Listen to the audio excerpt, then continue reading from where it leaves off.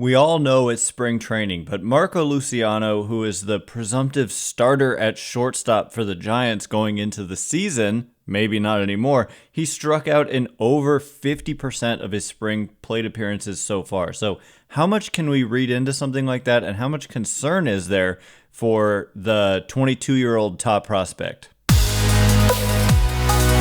You are Locked On Giants, your daily San Francisco Giants podcast. Part of the Locked On Podcast Network, your team every day.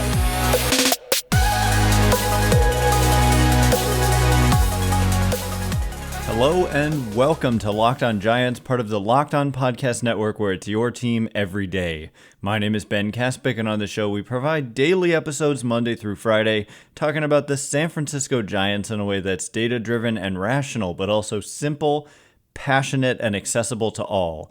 I'm a former contributor for the baseball statistics and analysis websites Beyond the Box Score and Rotographs. I've been podcasting about the Giants since way back in 2015.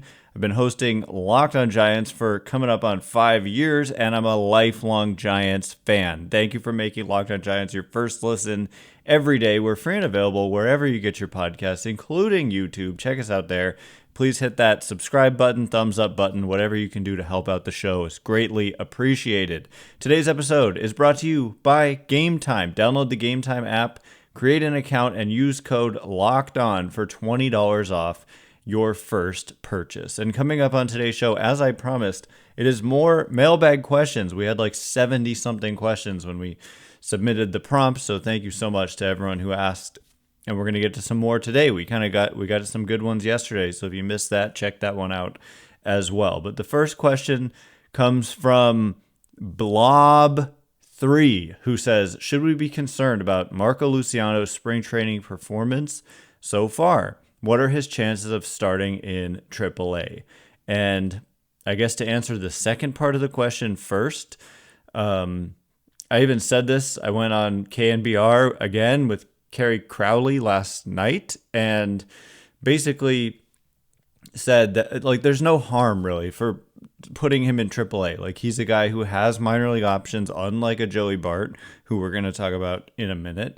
But you know, you've got like a veteran in Nick Ahmed who is going to provide, at the very least, probably excellent defense, assuming he's healthy. And then you combine that with Chapman, and that's just really kind of an attractive thing when you've got this ground ball heavy pitching staff, although some of their ground ball heavy guys like Alex Cobb aren't currently healthy, but Logan Webb is like the number one ground ball pitcher in the game. And so, you know, Ahmed and Chapman, that would be like one of the best left sides of the infield defensively in the sport. And Luciano, yes, I mean, the spring analysis, it's 15 plate appearances and it's spring training. But what strikes me is the 53.3% strikeout rate. So he's come to the plate 15 times and he's struck out in 8 of those plate appearances. So that's obviously not ideal, and it's part of a larger trend. Like in AAA, he only played in 18 games in AAA last year, but he struck out 36% of the time. Mind you, major league average is around 22.5% or so. And so if you're in AAA and you're striking out 36% of the time, like you need to be anything over 30 or even approaching 30 in AAA is a warning sign that you're going to strike out too much in the majors. And sure enough, in the majors, in just 45 plate appearances, Luciano struck out 38% of the time. And now we're in spring training and he struck out 53% of the time. So if he just continues to struggle and strike out all the time, then it's a pretty easy call to just send him to AAA. And that doesn't mean you're giving up on him at all. It just means you're not setting him up for failure. Like clearly there would be some adjustments to make, and you kind of want a guy going into a season feeling confident and good at the plate and not feeling like, oh my gosh, I can't even make contact with the baseball. And so granted, I haven't been able to watch these games because the Giants refuse to televise like almost any of their spring training games, which is a huge gripe of mine. So I don't know, maybe he looks good in these at-bats. He has walked. The walk rate in AA, AAA, the majors, and in spring training has all been better than average. And so he continues to show good plate discipline. I don't know what these at-bats look like, though, frankly, because I have not been able to watch them. So there is like concern for the strikeouts for sure, and there's just no harm. He is just 22 years old, born September 10th, 2001. And so, he has 2 more option years. So you could send him up and down all year, and you could still do the same thing next year. And so there's no rush. They don't need to force the issue here. They do need a shortstop, and that's where no, Brandon Crawford wasn't the answer. But Nick Ahmed, kind of a similar kind of player to Brandon Crawford, but 3 years younger, and a guy who you could move on from if Luciano did ever claim a spot, because there's less of that emotional tie and like franchise player aura that you have with Crawford, and you just wouldn't be able to cut him loose. So anyway, that's kind of the state of things. And yeah, I mean, your question wasn't really like who's going to be the shortstop. I think there are more questions about that later. But the next question comes from Gabe Kapler's burner account. Yes, indeed. Who says, what do you think Casey Schmitt's future looks like now with Matt Chapman signing and a logjam at shortstop? Do you think they'll keep him around for when/if Chapman opts out, or is he on the trade table? So I do think he's a guy who could be available in a trade if a team was interested. And certainly there's some value there. You're talking about a player with 5 years of team control, maybe even 6, depending on when he came up last year. And the potential to be just elite defensively. Third base is, I think, his best defensive position. He didn't look great, in my opinion, at shortstop last year, but also it was kind of a learning on the fly, and so I believe he probably could be a competent shortstop. I also thought he looked really good at second base, and so I think he has value as like a utility infielder who can kind of provide depth at multiple positions. And so just because they signed Chapman, I don't think that means, okay, you've got to move on from Schmitt. Like, the nature of baseball and young players is that they come with these options, and so you can just send them to AAA, and if there's an injury, say to Tyro Estrada or a shortstop or Matt Chapman, you've got that depth in Casey Schmitt. Now the question is, can he hit, enough to be someone you want coming to the plate 4 times a game? Because that happened for large stretches last season, and it really hurt them because he really, really struggled for long stretches of the season, but he did finish strong as well. So I personally, I wouldn't be in a rush at all to trade a Casey Schmitt. I think he provides really valuable depth at multiple positions, and he has 2 option years remaining, like Marco Luciano, so they can send him up and down all year, and they could do the same thing next year. There is a limit on how many times you can send a guy up and down in a year, but having 2 options doesn't mean you can only send him down twice this year. It means 2 years worth of sending him down and, optioning him. And by the way, he is hitless in spring, but only struck out 22% of the time. So that's nice to see, but still looking for his first hit. Anyway, coming up momentarily, we are going to get into more questions and answers, including why hasn't Bart been traded yet? We've discussed at length that we think he will be traded. Why hasn't it happened yet? We'll get into it momentarily. And before we do, today's episode is brought to you by our very good friends at Amazon Fire TV. Fire TV is your destination for sports, from live games to highlights to in-depth analysis. Fire TV offers amazing viewing experiences with smart TVs, as well as the Fire TV stick that you can plug into your existing TV that provides access to millions of movies and TV episodes, as well as free and live TV. Whether it's opening weekend for baseball or the college basketball tournament, you're going to have a Fire TV. Fire TV recently created Fire TV channels to deliver a constant supply of the latest videos, get this, from your favorite sports brands, all for free. That includes us, all of us at Locked On, and most of the big pro leagues and college conferences as well. Fire TV Channels lets you dive into all of the game analysis, highlights, and more to keep up to date on the latest in the world of sports, March Madness, NBA, MLB, and lots more. Not to mention great news, entertainment, gaming, travel, cooking videos as well. They've got it all. Check out Fire TV Channels on Fire TV and Alexa devices. If you haven't checked out Fire TV Channels, you should. Trust me on this one. We're on there. To learn more, visit www.amazon.com/LockedOnFireTV.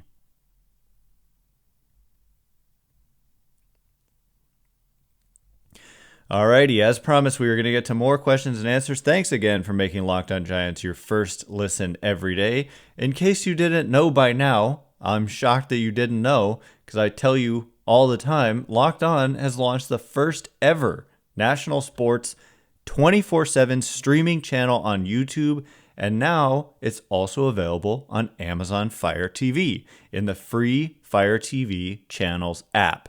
Locked On Sports Today is here for you 24/7, covering the top sports stories of the day with the local experts of Locked On, plus our national shows covering every league.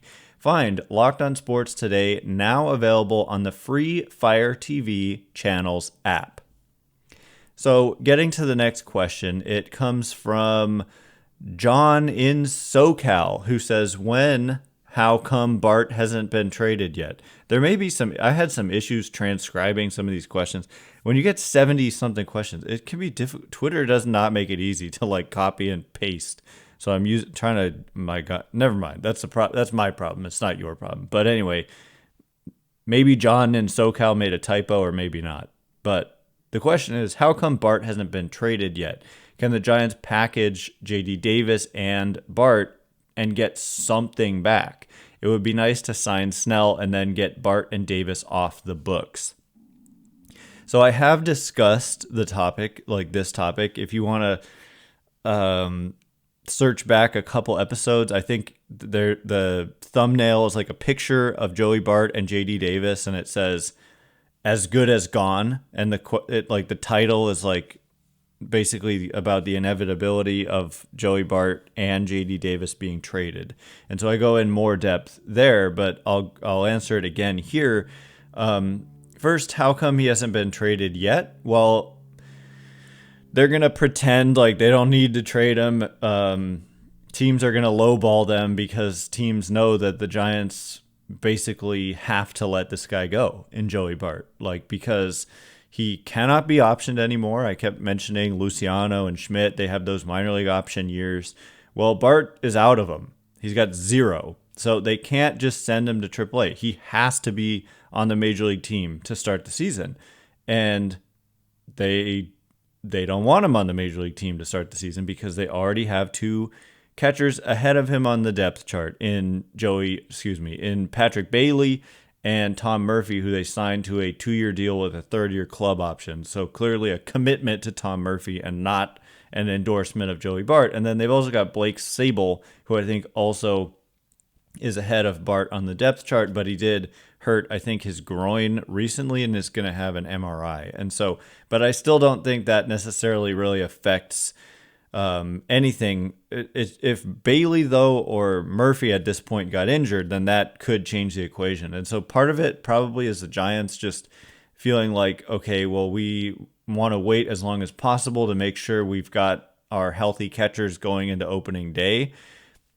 Part of it is teams saying, you might just have to DFA this guy and we're not going to have to give up anyone at all. But then there's the question of waiver order, and if you actually want Joey Bart as another team and you put in a claim, you might not win the claim because somebody ahead of you in the waiver order may get that claim. And so I just, it's going to happen. Probably the thing I said first about the Giants just wanting to hold on to him in case there is an injury to Patrick Bailey or Tom Murphy, given that Blake Sable's a little bit banged up. If Blake Sable comes out healthy, then I don't know. It's going to happen. I think it has to. It would be crazy if they carried 3 catchers, including Bart, like for any kind of extended period of time. If anybody is a valuable third catcher, I think it's Sable, but even he, I think, is very likely to start the season in AAA, just given kind of what I project to be that opening day roster. And then the second part of your question, can the Giants package Davis and Bart and get something back? Yeah, I mean, for sure, you could get something back. You know, there's always the classic joke, like you could get a bucket of balls in return for Joey Bart, and that's rude and not fair and untrue. I think Bart is worth something, just not a ton. He's not going to get you, Willie Adames straight up for Joey Bart. It's just not going to happen. And even packaging JD Davis and Joey Bart, that's not enough to get you a Willie Adames. Part of it is contextual. Like, the Brewers don't need a catcher, and Bart would be a backup, and Davis is only under one team control for 1 year, like Adames. And so, I don't know. I mean, the Brewers did acquire a guy who can play short in their trade of Corbin Burns, blah, blah, blah, blah, blah. Case in point, yes, they could get something in return, but that's not like the world's most attractive trade package. If you throw in like a Marco Luciano, you're talking about some serious players that you could get in return. If you're talking Luciano, Davis, and Bart. But yeah, like if you need, a good left-handed reliever who's got several years of team control, if you trade JD Davis and Joey Bart. But then you mentioned getting their money off the books. Bart is making like league minimum salaries, which is like what, $715,000 or something. Davis $6.9 million. And so even just moving those two players, say it's about $8 million, let's just say, they're $6 million away from the luxury tax threshold. So if you clear 8, you're only 14 away still. And so if you sign a Blake Snell for like close to $30 million a year, you're going over that 18 a year number. And so the only way you could avoid going over the luxury tax if you were to make a big signing like a Blake Snell is probably to also trade a Michael Conforto. And that's a possibility. We've discussed that as well. But getting their money off the books, it doesn't really do much unless you acquire, you could trade for like a pitcher who is kind of in the arbitration process and has less cost, like a Shane Bieber or something like that. That's a possibility as well. And yes, getting Bart is very minimal, but Davis off the books, that would make an impact if your goal is to avoid going over that first luxury tax threshold, which really isn't that big of a deal. Bigger deal would be the fact that they would be signing another player who rejected the qualifying offer, giving up already their second highest draft pick in order to sign Matt Chapman. And if they signed Snell, they would also be giving up their third highest draft pick. And each one of those two signings, Chapman for sure, and a hypothetical of Snell, cost them $500,000 in international bonus pool money each. So there's that. So the next question is about Pablo Sandoval. I just watched his like mic'd up YouTube video this morning, and the question is from Joshua, who says, any Panda sightings? Haven't heard of any at-bats. Yeah, he's played. He's got 13 plate appearances and Marco Luciano-esque numbers. He struck out in 54% of his plate appearances. 13 trips to the plate, 7 strikeouts. And he does have... How many hits does he have? It says 0 hits, but he has a batting average. How does that make any sense? Oh, no, he doesn't. Excuse me. No batting average. He's just walked in 15%. Look, we're talking tiny samples here. He's got 2 walks in 13 plate appearances. So it's been a struggle for Pablo, and the signing of Chapman, in addition to having Schmitt and VR and JD Davis currently, like Pablo, the comeback story is probably going to fizzle out and not be a real thing. But yeah, he's been around and he's played, but I think it's not going so well. And it was a long shot anyway, and it became just almost an impossibility once they signed Matt Chapman. So coming up in just a minute, we're going to discuss the Giants' pitching dilemma, which is like the big story. Like we all know, the pitching just looks, it's not that it looks bad, it's just that it looks so inexperienced. So what are they going to do about it? The next questioner thinks they need 2 starting pitchers, not just 1. And so we'll address that momentarily. And before we do, today's episode is brought to you by our oh-so-good friends over at Prize Picks. Prize Picks is the largest daily fantasy sports platform in North America, and they're the easiest and most exciting way to play DFS, daily fantasy sports. It's just you against the numbers instead of battling thousands of other players, including pros and sharks. You just pick more than or less than on 2 to 6 player stat projections and watch the winnings roll in. Now, beautifully here, Prize Picks is available in more than 30 states across the country, and drumroll please, you guessed it, they are available in California. They also offer Apple Pay for a quick and easy deposit into your account this basketball season, this baseball season. It's just a lot of fun, and I love testing my skills on Prize Picks, and I'm going to be doing it a lot this season. And you've also got this, which makes it even tastier or more appetizing. What's with the food analogies? I'm hungry right now. But if you download the app today and use code LOCKEDONMLB, you'll get a first deposit match up to $100. Yes, you heard me right. Download the app today. Use code LOCKEDONMLB for a first deposit match up to $100. Pick more. Pick less. It's that easy with Prize Picks.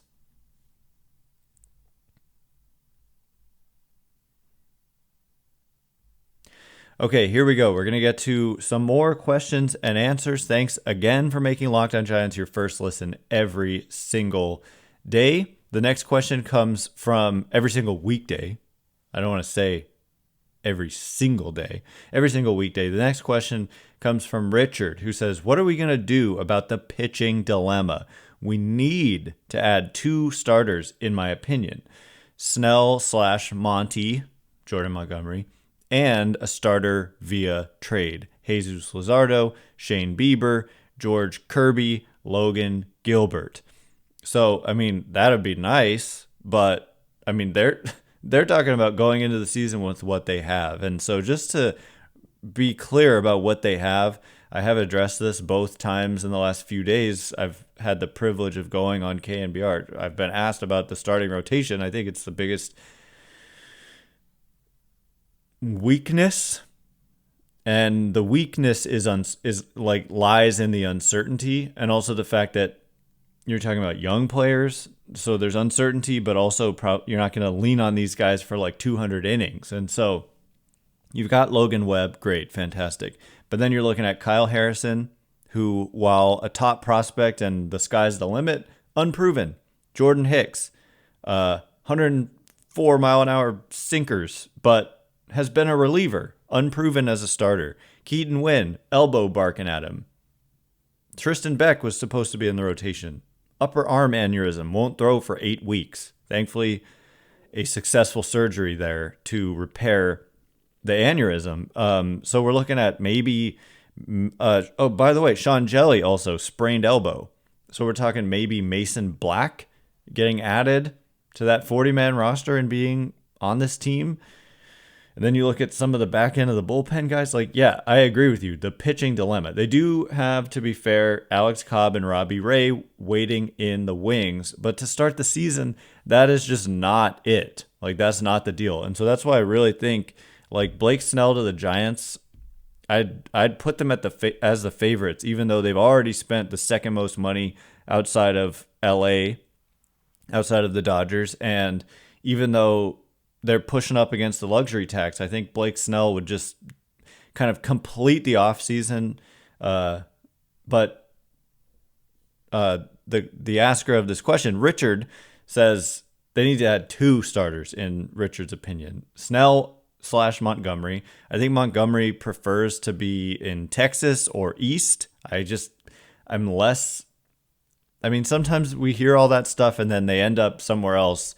There's no qualifying offer thing. You wouldn't lose your third highest draft pick by signing Montgomery. So there's definitely some value in that. But I think Snell is better personally, and the strikeout stuff and the ability to dominate a game appeals to me. I get it. He doesn't pitch deep into games. I get it. He has walk issues and all that. But you're saying Snell or Montgomery. So let's just go with that. And a starter via trade. Jesus Luzardo, Bieber, Kirby, or Gilbert.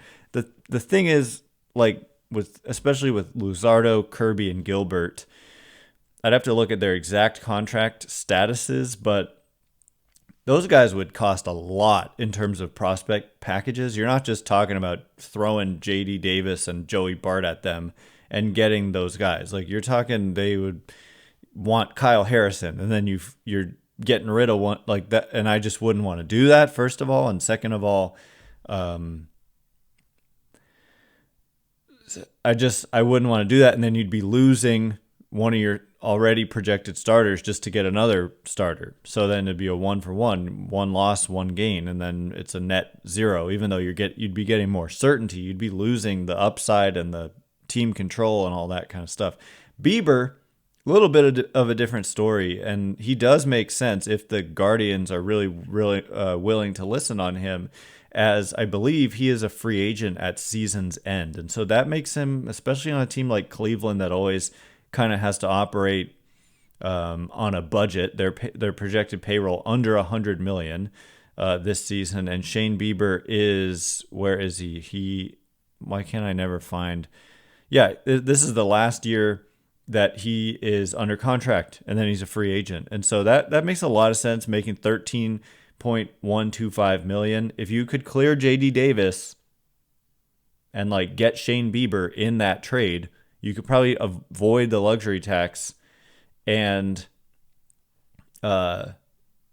bring in a pitcher of Bieber's caliber. But I mean, yeah, they could do both, but I think it's probably not very likely, because then when you factor in Cobb and Ray, suddenly there's no room for any young pitching at any point, like when all of those guys are healthy. So you'd have Webb, you'd have Snell, you'd have Bieber, you'd have Ray, and you'd have Cobb. And then Kyle Harrison can't even fit into that rotation, let alone all of the other guys that they're super high on. But at the same time, I mean, that would be a dynamite rotation to have Webb, Snell, Bieber, Ray, and Cobb. My goodness, that would be, geez. Yeah, so I understand the appeal of that. I don't think that's likely. I do think it's at least probable that they do end up with one more good starting pitcher. I'm not talking back-end starter, but a Shane Bieber trade, or a Blake Snell signing, or Jordan Montgomery, that does continue to make a lot of sense for the Giants.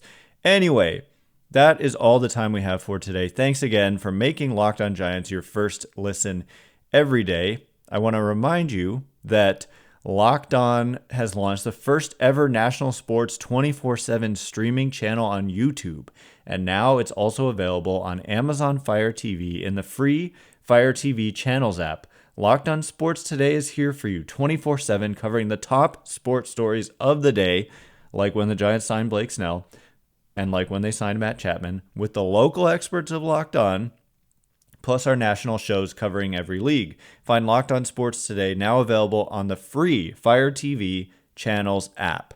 Once again, my name is Ben Kaspick. Check me out on Twitter at Ben Kaspick, Kaspick. If you like this show, please consider rating it or leaving a review. It helps me out so much. So thank you in advance, and thank you sincerely to everyone who has done so already. I can't wait to be with you again tomorrow. Giants game televised tonight. We're going to be breaking down what we see. It's televised by the Dodgers, so you have to have MLB.TV to watch it, which I have, but not everyone has. But I'll be watching it, and it looks like a opening day-ish lineup. So we'll just kind of be breaking that one down a little bit tomorrow, and any other news that comes out. So I can't wait to be with you again then tomorrow. So thanks again for listening today. You are now Locked On Giants.